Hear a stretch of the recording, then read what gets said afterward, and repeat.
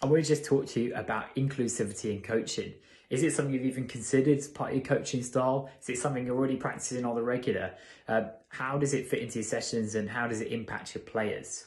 So one of the biggest factors of inclusivity is the power of assumption. Now, in my personal circumstance, being involved in sport, particularly rugby, everybody always says to me, "Oh, how's the missus?" So to let you into a little secret, if I call my boyfriend Mrs., he gets pretty upset about it. Sometimes I do it on purpose just to wind him up, but it's another story. Now, for me, I'm not personally offended by it. It doesn't particularly bother me that people have that assumption. But what it does force me to do is to consider whether I can be bothered to correct them, whether I can be bothered to make a thing of it, I guess, when really it's not that relevant.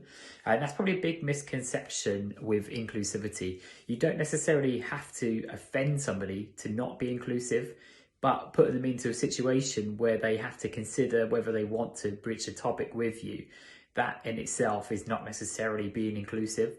So what I'd like you to consider is how you're using language and how you're approaching people.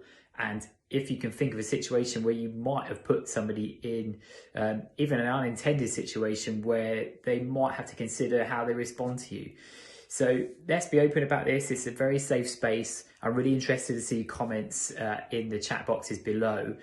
Are there situations that you can improve upon? Or, are there questions that you'd like to ask about inclusivity? Is a particular area or topic that you're unsure of? Be really interested to get some debates going on this thread and see how we can all as coaches work on being more inclusive to making inclusive environments for our players going forward.